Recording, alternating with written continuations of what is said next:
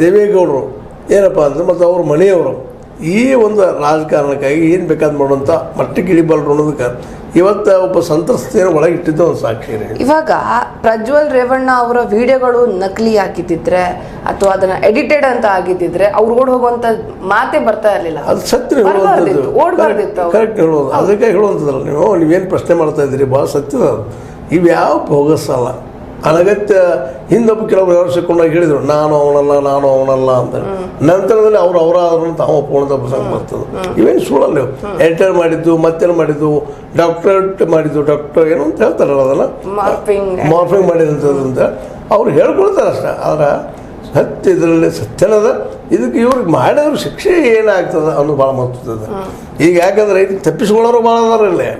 ಇದೆಲ್ಲ ಮಾಡೋದು ಅದಕ್ಕಾಗಿನ ಇದು ನಮ್ದಲ್ಲಪ್ಪ, ಇದು ಮಾಡಿದ್ದೈತಿ, ಕ್ರಿಯೇಟೆಡ್ ಐತಿ, ಮತ್ತೇನೋ ಹೇಳುವಂಥದ್ದು. ಭವಾನಿ ಅವ್ರಿಗೆ ತಮ್ಮ ಮಗನಿಗೆ ಬುದ್ಧಿ ಹೇಳಿ ವಾಪಸ್ ಕರ್ಸಕ್ಕಾಗಲ್ಲ. ಬಂದು ಶರಣಾಗು, ಅದೇನಾಗುತ್ತೆ ಆಗ್ಲಿ, ದೊಡ್ಡ ಮನೆತನ ನಮ್ದು, ಕಾನೂನು ಪ್ರಕಾರವಾಗಿ ನಡೆದುಕೊಳ್ಳಿ, ಸಮಾಜಕ್ಕೆ ಒಂದು ಉದಾಹರಣೆ ಹೋಗ್ಲಿ, ನೀನ್ ಮಾಡಿದ ತಪ್ಪಿಗೆ ನೀನು ಅನುಭವಿಸುವಂತ ಬುದ್ಧಿ ಹೇಳೋದ್ ಬಿಟ್ಟು ಆ ಹೆಣ್ಮಗಳನ್ನ ತಂದು ಫಾರ್ಮ್ ಹೌಸ್ ಅಲ್ಲಿ ಕೂಡ ಹಾಕಿ ಆಕೆಗೆ ಎಷ್ಟರ ಮಟ್ಟಿಗೆ ಹೆದರ್ಸಿದ್ದಾರೆ ಅಂದ್ರೆ ಆ ಹೆಣ್ಮಗಳು SIT ಮುಂದೆ ಬಾಯಿ ಬಿಡೋದಕ್ಕೆ ತಯಾರಿಲ್ಲ. ಮಾತು ಬಿಟ್ಟು ಬರೀ ಕಣ್ಣೀರು ಸುರಿಸ್ತಾ ಇದ್ದಾಳೆ. ಇವ್ರಿಗೇನು ಮನುಷ್ಯತ್ವನೇ ಇಲ್ವಾ ಸರ್? ಯಾಕೆಂದ್ರೆ ಆಕೆ ಕೂಡ ಒಂದು ಹೆಣ್ಣು, ಭವಾನಿ ಅವರು ಕೂಡ ಒಂದು ಹೆಣ್ಣು, ಆಕೆ ಕೂಡ ಒಂದು ಹೆಣ್ಣು. ಏನು ಅನ್ಸೋದೇ ಇಲ್ವಾ? ಮನುಷ್ಯತ್ವನ ಸತ್ಯ ಹೋಗಿದ್ಯಾ ಪೂರ್ತಿ? ಇಂಥವ್ರು ನೋಡೇನೆ ಬಂದಂಥದ್ದು. ಹೆಣ್ಣಿಗೆ ಹೆಣ್ಣೆ ಶತ್ರು, ಸ್ತ್ರೀಗೆ ಸ್ತ್ರೀ ಶತ್ರು ಅನ್ನುವಂಥದ್ದು. ಯಾಕಂದ್ರೆ ಎಲ್ಲ ತಮ್ಮ ತಾಯಂದಿರಿಗೆ ತಮ್ಮ ಮಕ್ಕಳು ಶ್ರೇಷ್ಠ, ಅವರಂತ ತಪ್ಪು ಮಾಡಿಲ್ಲ ಅನ್ನುವಂಥ ಭಾವನೆ. ಈ ಭಾವನೆಯಿಂದ ಈ ತಾಯಿಗಳು ಇಂಥ ತಾಯಿಗಳು ಹೊರಬರ್ಬೇಕಾಗ್ಯದ.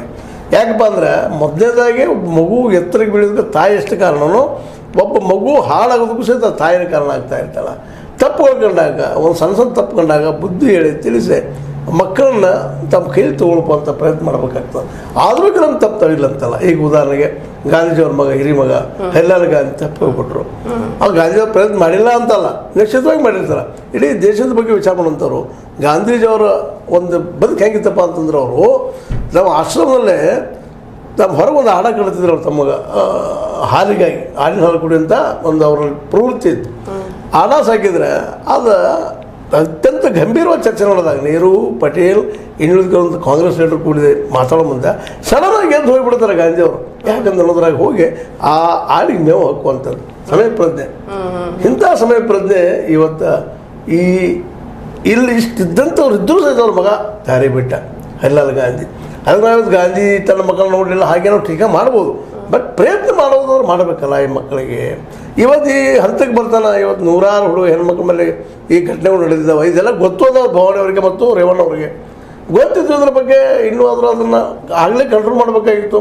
ಪಾಪ ಹೆಣ್ಮಕ್ಳಿಗೆ ಏನು ಕೊಡಬೇಕಾಗಿತ್ತು, ಕೊಟ್ಟು ಅವ್ರು ದಂಡ ಹೆಚ್ಚಬೇಕಾಗಿತ್ತು. ಯಾಕಂದ್ರೆ ಸಾಕಷ್ಟು ಅದ ಅವ್ರಿಗೆ. ಇದನ್ನು ಮಾಡಿಸೋಂಥ ಅವಶ್ಯಕತೆನೇ ಇಲ್ಲ.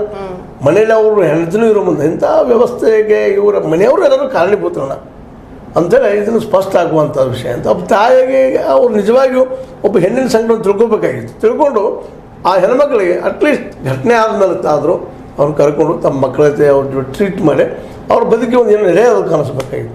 ಯಾಕಂದರೆ ಅಲ್ಲೇ ಮುಚ್ಚಿ ಹೋಗಿಬಿಡ್ತೈತೆ. ಅದು ಹೊರಗೂ ಬರ್ತಿರಲಿಲ್ಲ, ಅದನ್ನು ಮಾಡಿಲ್ಲ. ಇವತ್ತು ಮತ್ತೊಂದು ಮುಚ್ಚಿಡುವಂಥ ಪ್ರಯತ್ನ ಮಾಡ್ತಾ ಇದ್ದಾರೆ. ಅದು ಒತ್ತಾಯದಿಂದ. ಇದು ಮತ್ತಷ್ಟು ಇನ್ನಷ್ಟು ಮಾನವೀಯತೆಗೆ ಒಂದು ಹೆಣ್ಣಾಗಿ ಒಂದು ಹೆಣ್ಣಿನ ಪಾಪ ಸೃಷ್ಟಿ ಮಾಡ್ತಾರಪ್ಪ ಹೆಣ್ಮಗಳು ಅನ್ನುವಂಥ ಇವತ್ತು ಎಲ್ಲರೊಂದು ಕಣ್ಣಿ ಕಾಣ್ತಾ ಇದ್ದಾರೆ. ಮತ್ತು ತೆಂಗಿ ಏನಂದರೆ ಇಷ್ಟೆಲ್ಲ ಕಣ್ಣಿಗೆ ಕಂಡು ಇದು ಶಿಕ್ಷೆ ಆಗ್ತದೇನು ಅಂತ ಇವತ್ತು ದೊಡ್ಡ ಪ್ರಶ್ನೆ ಇರೋದು. ಓಕೆ, ಇವಾಗ HD ದೇವೇಗೌಡರು ಪ್ರಜ್ವಲ್ ರೇವಣ್ಣ ಅವರಿಗೆ ಸೂಚನೆ ಕೊಟ್ಟಿದ್ದಾರೆ ಕರೆ ಮೂಲಕ, ಬಂದು ಶರಣಾಗು, ಪೊಲೀಸರ ಮುಂದೆ ಸರೆಂಡರ್ ಆಗು, ಇನ್ನಷ್ಟು ಕುಟುಂಬದ ಮರ್ಯಾದೆನ ಹಾಳಾಗೋಕ್ಕೂ ಮುಂಚೆ ಬಂದ್ಬಿಟ್ಟು ಶರಣಾಗು, ಅದೇನು ಕಾನೂನಾತ್ಮಕವಾಗಿ ಏನು ಬರುತ್ತೆ ಅದನ್ನ ಹೋರಾಟ ಮಾಡು ಅಂತ ಸೂಚನೆ ಕೊಟ್ಟಿದ್ದಾರೆ. ಹಾಗಾಗಿ ಪ್ರಜ್ವಲ್ ರೇವಣ್ಣ ಅವರು ಇವತ್ತು ಅಥವಾ 2 ದಿನಗಳ ಒಳಗಡೆ ರಾಜ್ಯಕ್ಕೆ ವಾಪಸ್ ಬರುವಂತಹ ಸಾಧ್ಯತೆಗಳಿದಾವೆ ಅಂತ ಹೇಳ್ತಾ ಇದ್ದಾರೆ. ಆ ರೀತಿ ವಾಪಸ್ ಬಂದ್ರು ಅಂತ ಅಂದ್ರೆ ಯಾವ ರೀತಿ ತನಿಖೆ ಆರಂಭಿಸಬಹುದು SIT ಅವರು ಅಥವಾ ನೋಡ್ರಿ, ಈಗ ಕಣ್ಣಿಗೆ ಕಾಣುತ್ತಿರೋದು ಸತ್ಯಗಳಿದ್ದಾವ, ಅಂಗೈ ಹೋಳಿಗೆ ಕನ್ನಡ ಬೇಕೆ ಸತ್ಯಗಳಿದ್ದಾವೆ. ಅವ್ರು ನೋಡ್ಕೊಂಡು ಅವ್ರಿಗೆ ಯಾವ ಶಿಕ್ಷೆದಲ್ಲಿ ಫಿಟ್ ಆಗ್ತದೆ. ಅವ್ರು ನಮ್ಮಲ್ಲಿ ಕಾನೂನುಗಳಿದ್ದಾವೆ, ಪವರ್ಫುಲ್ ಕಾನೂನುಗಳಿದ್ದಾವೆ. ಆ ಶಿಕ್ಷೆನ ಅವ್ರಿಗೆ ವಿಧಿಸಲೇಬೇಕಾಗ್ತದೆ. ಇದು ತಪ್ಪಲ್ಲದು, ಇದು ಅಪರಾಧ. ತಪ್ಪಿಗೆ ಕ್ಷಮೆ ಅದ, ಅಪರಾಧಕ್ಕಿಲ್ಲ. ಅಪರಾಧ ಮಾಡಿದವರು ಶಿಕ್ಷೆ ಆಗಲೇಬೇಕು ಅನ್ನೋದು ಪ್ರತಿಯೊಬ್ಬ ಈ ನಾಡಿನ ಜನರ ಬೇಡಿಕೆನೂ ಅಂತ ತಿಳ್ಕೊಡ್ರಿ. ಅದರಲ್ಲೂ ಹೆಣ್ಮಕ್ಳ ಬೇಡಿಕೆ ಇದು.